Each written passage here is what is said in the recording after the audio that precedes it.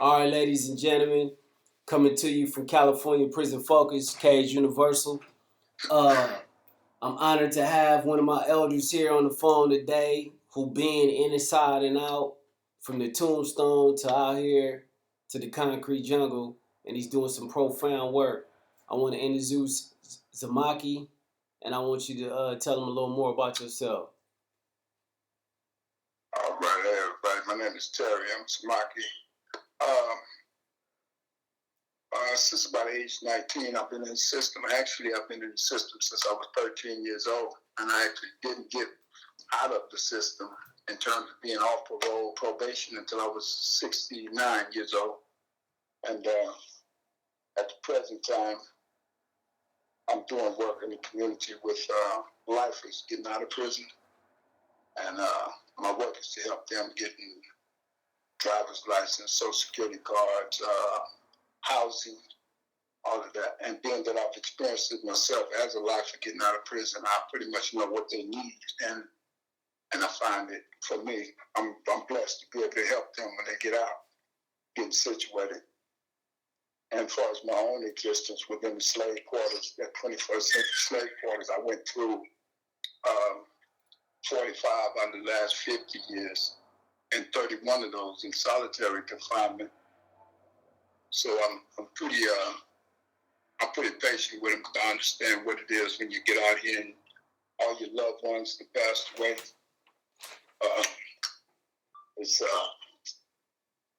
Hey, now, what's going on, Jan? Excuse me, this brother just came in. One of the clients just came in.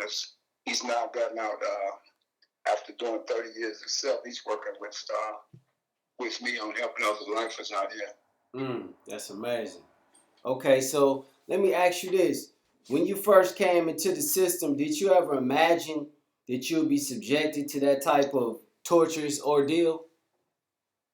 No, I didn't, because actually I was in when I came into the system the first time in 1970, I was in the military at the time, and I was drafted, and I got in a shootout with the police officers, and I ended up going to prison, at which time I did about 6.5 years, and 4 of those I did in solitary, O-wing, K-wing. Prison was a lot different there when it comes to the what they call shoes now as solitary confinement. As bad as they think it is today, you can only imagine what we went through in the 70s when we went to the hole. We actually went to the hole because I was in a strip cell, butt naked, in those strip cells back in K-wing, O-wing, and when we went to the hole. We didn't have TVs like they do now. We didn't have anything actually, so it was a lot different than what they call a hole today. Is what they call a hole today is like what the main line was. Is better than what the main line was when I first came to prison. So let me ask you a question regarding prison. Why do you believe CDCR formulated those sort of programs? Well, there was us who rebelled against the good old boy system. That they had a system that was really good old boys. When I first came to prison, when we had no TVs, we had no what they call the data system with CO2s. We had 602s. We had no 602s. We had no form of how do you say to redress our grievances. We had none of that. So all of those things had to be fought for, even to wear our hair a certain length, to wear our hair braided. We had to fight for that. To get a phone call, only phone calls was when somebody died in your family. They didn't even have telephones in the prison system.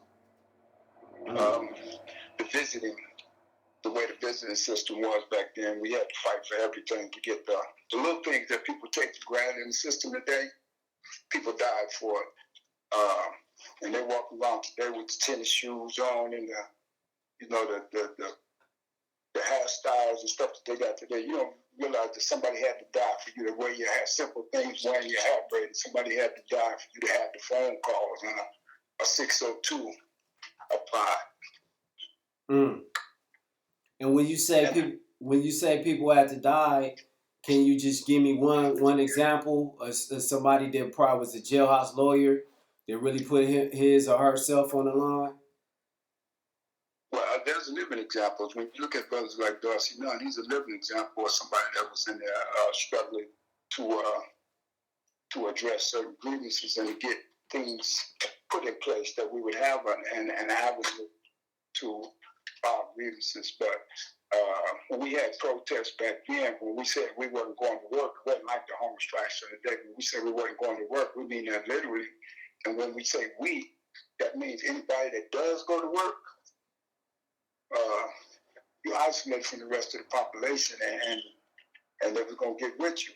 But also when the police come in and started extracting people, if they go right next door, let's say when I was in the old wing, they take my neighbor out.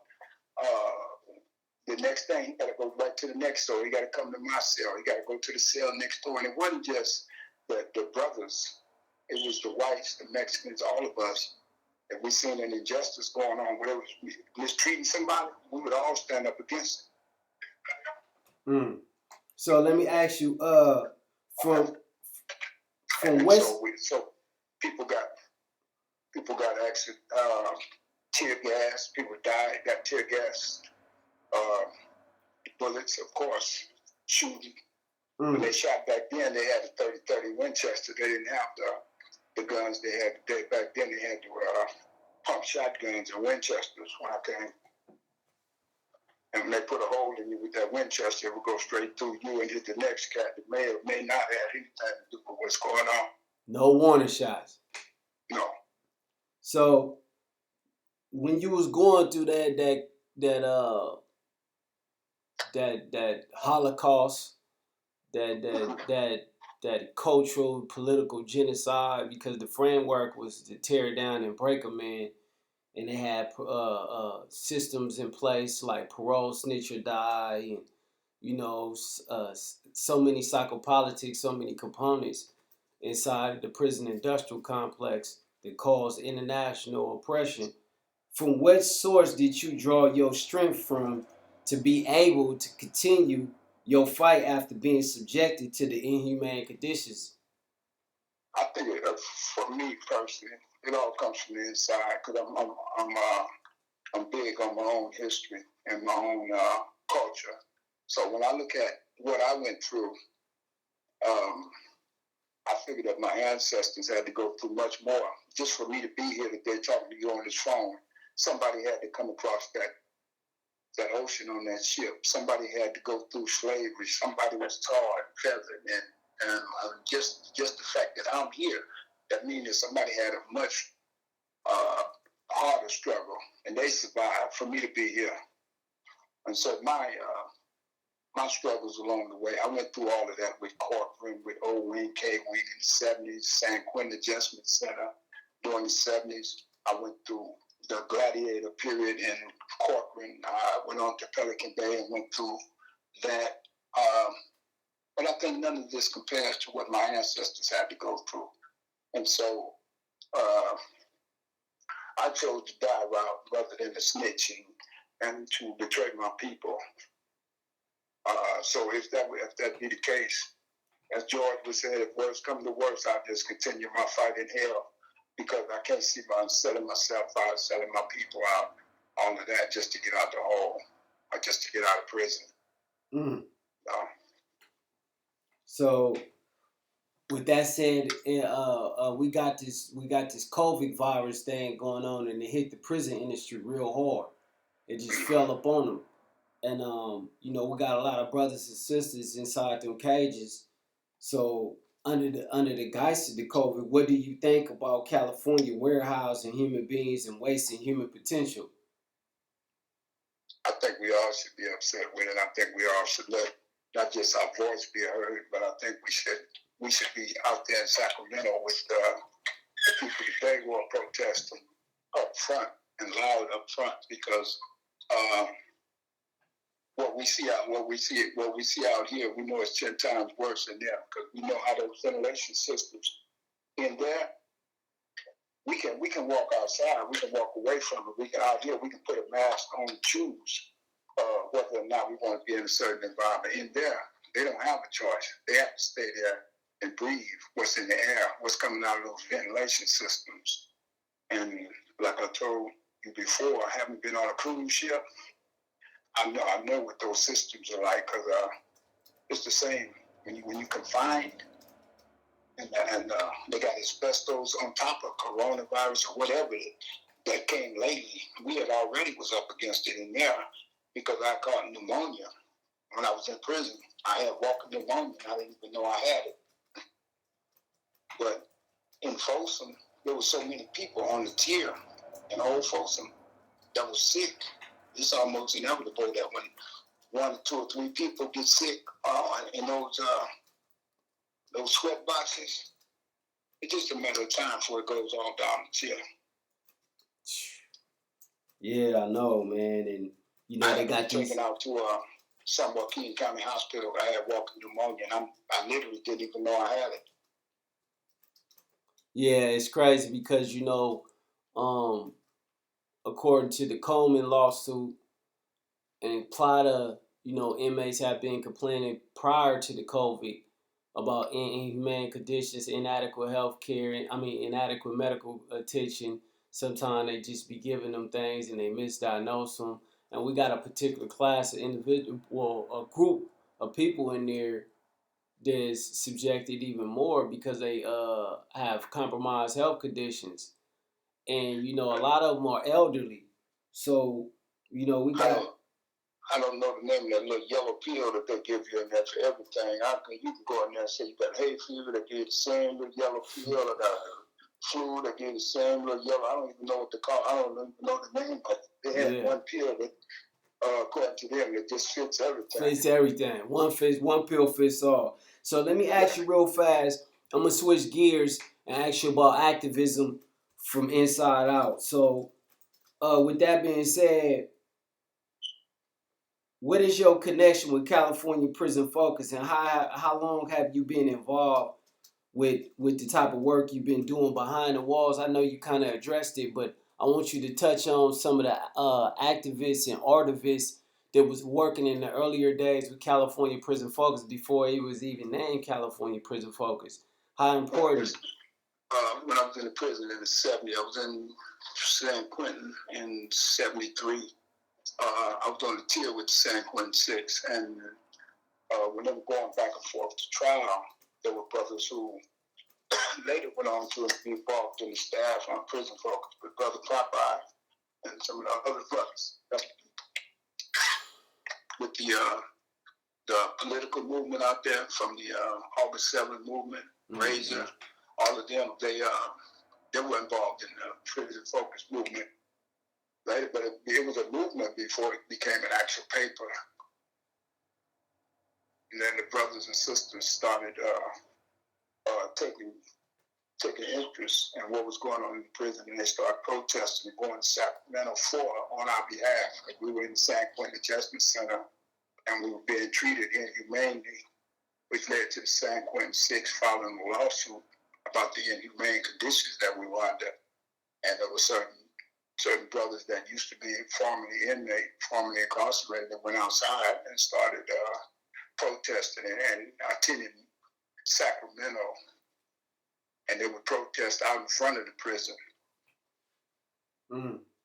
Yeah, it's crazy you say that because, when I first came home, one of the things that me and my brother Sean Stone Ramsey did and others alike, we started putting together a few documentaries. I did these musicals, and one of them is San Quentin X, and it's basically telling the story of what you just stipulated, what you said. So now, coming on the heels of that, being in the position as a co-director of California Prison Focus and founder of Cage Universal, this Saturday coming up, from 9 to 10, we're going to have a rally, the same type of rally that you described in front of San Quentin. So this rally is going to be for the brothers and sisters, like Mamiya, Chip Fitzgerald, Satawa, PR, others alike, you know, because we got so many brothers and sisters that we can't even name them all that's being not only railroaded but treated inhumane. So, what would you tell the youth about humanity and resistance after our 2011-2013 hunger strike? And how can California Prison Focus be an apparatus to nurture any future resistance? First and foremost, I would ask the youngsters to join us in the struggle, because we're struggling today. It's going to be you struggling tomorrow. It's a great need for us to come together and start showing our concern and our respect for those brothers who are still confined to these 21st century slave quarters, because we've had time after time, we've seen where these devils have overstepped their boundaries, and they do it in such a way that is subtle, that those so-called laws that's on the books, they hide behind the Constitution, and under the color of law, they commit murder. They systematically deny us parole. They systematically deny proper medical care to inmates that are confined. They systematically deny our rights to visit our families. All of these things are done under the color of law, and they hide behind the Constitution at the same time that they're doing it. And I say that the Constitution itself is not worth the paper it's written on. And when we talk about recycling, that should be the first thing they should start with is the Constitution. Recycle that. You know, because it's not serving any purpose right now, at least where we're concerned. Yeah, I agree, especially the 13th Amendment.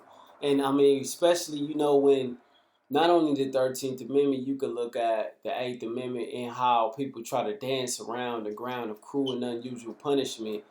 There's so many case laws, there's so many settlements for those state and government actors acting under the color of law that committed institutional corporate malfeasance.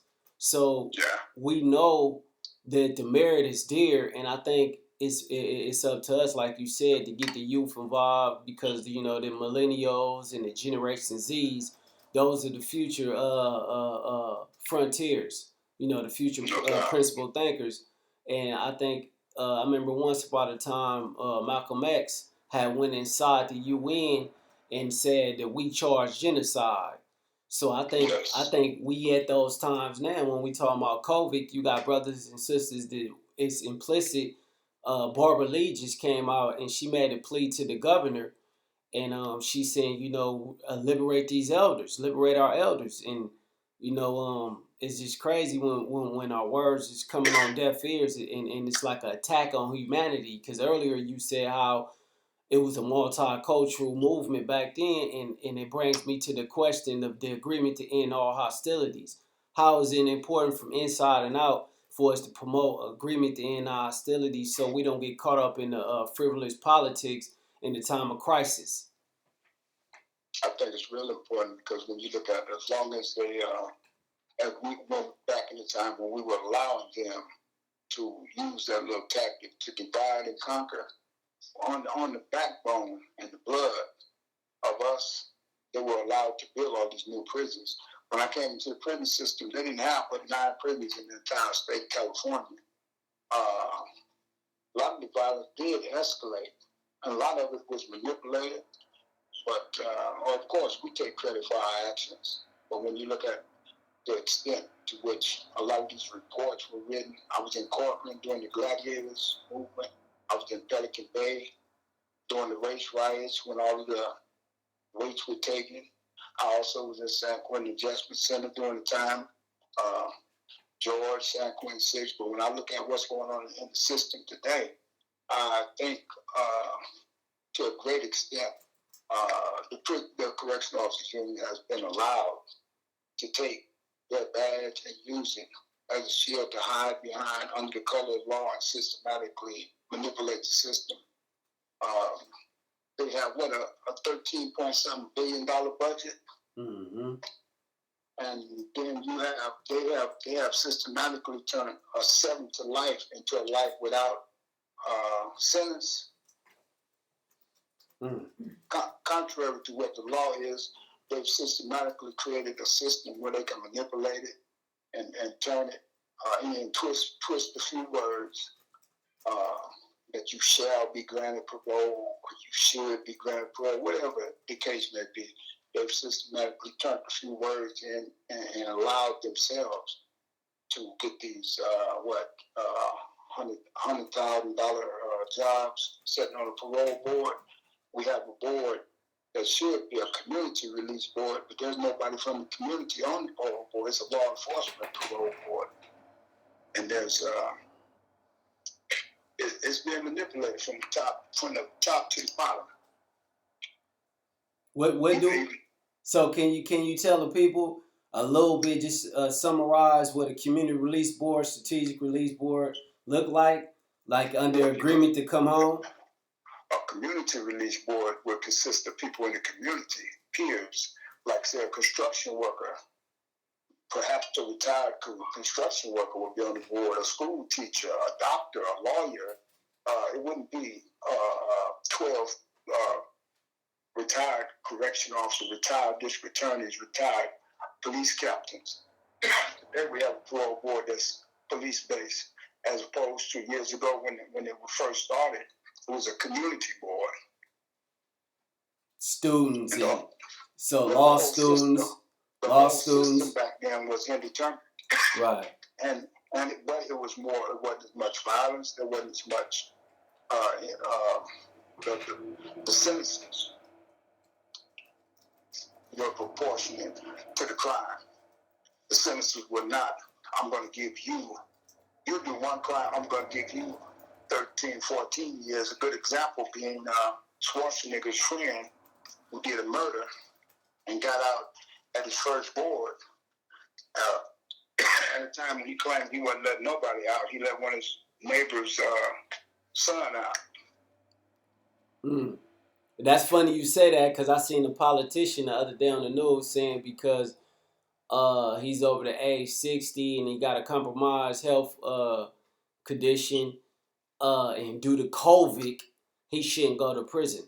And I just feel, this entitlement, this privilegism is just poisonous. Well, shouldn't that same apply to some of the older cats that we know that are in prison, that's been in prison for 40 years, 35, 40 years, that's older, that's in their 70s, one or two of them are even in their 80s. They've done everything that was required of them, and they're still in there. Yeah, I agree. According to the Constitution, quote unquote, the 14th Amendment Equal Protection Clause. I want to ask you this last question before we close up, because I know you say that you got to do some more work, because I know a lot about the work that you do in the community. But I want to talk a little bit about indefinite sentences, where a lot of brothers and sisters got these LWOPs, a lot of brothers and sisters got these indefinite sentences, and we believe that to be a sentence that never stop, all leads to a civil death. What do you say about that?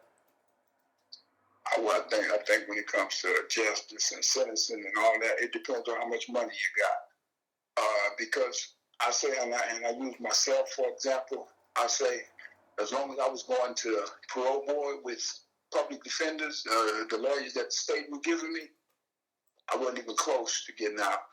But once my family and my friends start pooling their resources and hiring an attorney that wasn't afraid to go in there and challenge the parole board, and I was threatening to sue the parole board, that's when I realistically became considered even eligible for parole. But as long as I was dealing with a lot of the state-paid attorneys, they were going in there dumping. And that's the thing.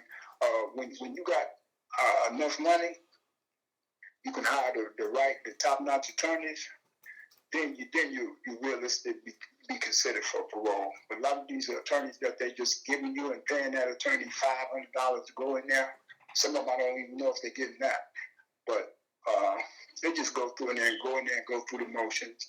They're scared to challenge the parole board because the parole board the state is paying their little salaries, and they might not get no more cases if you go in there and fight the case like you should. You know, because it ain't really a case, because the law, as they say, the law prescribed that you got to serve them life. After 7 years, you become eligible. Technically, a parole board should be set. They're not saying that you have to get a immediate release, but a date should be set. Whether it's a 3-year date, a 5-year date, some kind of date. Yeah, I agree. I agree, because I know one of the brothers just got denied. They denied him for 3 years for contraband. It wasn't serious danger contraband, but it was some that if you're going to give a person 3 years, they should have went to court, and the court should have made that decision, because now you're talking about sentencing, and it's outside of their jurisdiction. I use myself for example when I got it in writing on my board transcript where they told me as long as I refused to participate, I kept refusing, and I refused even until I got out. To participate in the debriefing program, they told me I would never be considered for parole. But then I got a lawyer that was used to be a retired district attorney, and he told the parole board that for his position, they're holding me then based on these 1030s, which are allegations of criminal conduct. There's never, he said, well, show me 115 with this. We see the allegations, the 1030s, but where's a 115? Where's a misdemeanor charge, a felony charge, anything associated with these 1030s that you are using to hold me in prison? And he threatened to sue him based on the fact you're holding people in prison based on allegations of criminal conduct. There is no real criminal conduct, because if there was real criminal conduct, there would be a misdemeanor charge, a felony charge, a 115 or something associated with this 1030. So you just giving a person a 1030 to throw them in the hole for 20 years without charging them with anything. So how could that be considered legal? Yeah.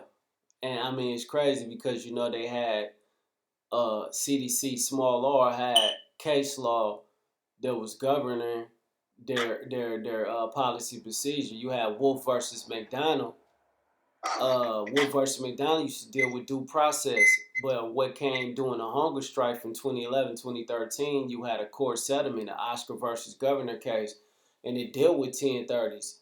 So, you know, they came and said that, you know, it was flagrant use of those 1030s. But the thing is about compensation, because if you go into what you just stipulated, you actually kept a man and a woman incarcerated because of a alleged information that was never challenged in the court of law. Because you violated due process. So that's torture. It's nothing more than an allegation. If half of the stuff that I was accused of while I was in prison had I been found guilty of it, I probably would. Ain't no problem. I would still be in prison. But once this lawyer started challenging them and stating that these were nothing more than allegations that are not even proven to be true, and threatening to sue them if you continue to hold this man in prison based on these allegations of criminal conduct without charging him with a 115, without charging him with a misdemeanor or a felony, we got grounds for a lawsuit. And that's what CDC continues to do to certain people right to this day. They're holding them on allegations. They're not holding them on based on no facts of criminal conduct. Right. So if you were, go ahead. No. I mean, you can finish it, because that was just leading to the solution now. In conclusion, I think the solution, from listening to everything you said, is us taking programs like California Prison Focus, Cage Universal, and pulling our resources together so we could ensure that brothers and sisters got adequate resources to get attorneys, to look out for their family members, because they still human. Just because they incarcerated doesn't mean that it stopped there. One day doesn't total sum. A one day mistake doesn't total sum their whole life. So now here it is. where you got people that want to get involved, and I know you involved with numerous of programs with the youth. You building businesses to keep the dollars in the community. Can you elaborate on that so people could kind of see how this all correlate from you coming from prison back into society and how everybody is networking right now?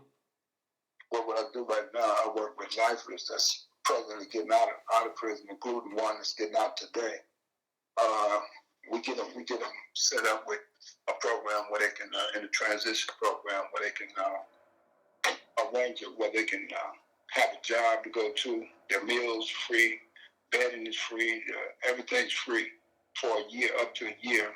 They're able to save their money, and we have financial classes to show them how to get their credit set up, how to get their credit established, and moving forward, things they need to get stable. A lot of the life that's coming out after 30 or 40 years, they don't really have, realistically, all of their families gone after 30, 40 years. Your mother, father, myself, I got out my mother, father. Well, I'm the elder in my family. I left in my 20s and I got out in the late 60s, and all my elders were gone. And so you have to get out here and put yourself in a position to understand how the financial system works. It's not the same as it was 40 years ago. The technology is not the same as it was 40 years ago. And so we put them in a position where they could be able to possibly own their own businesses. Like myself, I'm putting myself right now in a position to own a business, and I'm working with programs like your program, other programs in the Bay Area, back east, New York, here in Stockton, is to get people in a position to own businesses. And we're not no longer complaining about what the system ain't doing for us. I think we have to pool our resources and put ourselves in a position to do for ourselves. It's nothing new. I mean, it's been done before. The Muslims did it in the 60s. Other communities do it all the time. Asian communities. We just have to get ourselves in a position and not be selfish or egotistical in what we're doing. If I can do something to help support your efforts, of course. Likewise, I know you've always been there. If I ask you, I need you for some, I need you to be a voice for this program. We just have to encourage these young men to get out here and get up off their knees and stop talking about what somebody else ain't doing for us. Let's do it. Yeah, I agree. And you know, I want to thank you for participating in this interview, because this is from the foundation that you set. I just followed them same footsteps. I'm honored to have you on the show. Yeah, and I, in the spirit of, I'm gonna continue to push, pull, and strive. And you know, I can't thank you enough for participating, because you know what you just said is gonna resonate to the people, because we dealing with realness out here. We life is real. It's not a game. Oh You yes, know, reality ain't no joke. And it changes every day. We don't know what's going to happen tomorrow, but we just have to keep our head up and keep on pushing. Right. You know, if we get up tomorrow, things is going good today. It might be all bad tomorrow, but we can't fold up. Yeah. We go and get rough. Say, I can't quit. I can't take my ball and go home. I have to keep rolling with it. Can't stop, won't stop. And it's funny you say that, because I've been telling people, you know, in order for us to continue to go on, we must allow ourselves to evolve. It's like medicine changed, so people should change. So COVID was like a one-day revolution. It was just change of everything. So maybe the webinars, maybe the Zooms, maybe the live Facebook, the live YouTube is the new office. That just may be the new office right there. You know, so it's all about the technology now. We got to get savvy with it and find our voice. And thank you, man. And if you got anything that you want to close with, tell people how to connect with you or where to find you if they want to contact you. Okay. I put it on your page. It's catfish5056@gmail.com. Okay. But I think COVID been with us for a long time. They just was calling it something by a different name. COVID been with us all my life. I mean, our ancestors lived under COVID. It was just, you know, my ancestors always, ever since we've been in America, we've been under one system or another. So, Okay. they just called me COVID. This year is COVID. Last year was something else, you know? Yeah, I know. And in the reality of what it's called, it's an international cultural holocaust, genocide, Yeah. you know, Yeah. diaspora. They used to call it slavery. I don't know what they're calling it today, but we're still living under it. When we look at our brothers and sisters that's in them systems going through it today. Right.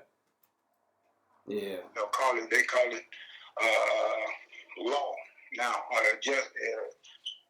legal system. I don't know, but it's still slavery to me. Yeah. You know, it's just slavery by another name. Yeah. Okay, bro. So I'm gonna get ready to go do these other interviews, and I'll connect with you later on. I appreciate you. All right. Thank you, man. You have a good one. All right.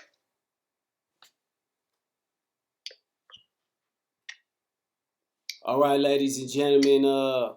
You just tuned in with California Prison Focus, Cage Universal. This is Minister King X.